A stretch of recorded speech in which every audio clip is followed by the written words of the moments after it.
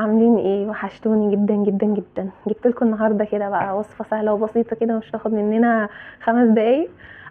حاجه كده سريعه للناس اللي مكسله.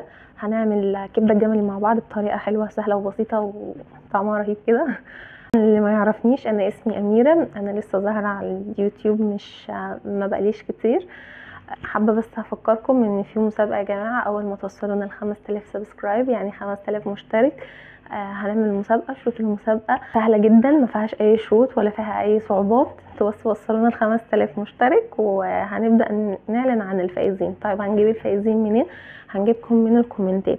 انتوا اكتبوا الجائزه اللي انتوا حابينها في الكومنتات، وهتبقى هي الجائزه اللي انتوا هتكسبوها. واكتبوا لنا بس في الكومنتات واحنا هنختار منكم عشوائي.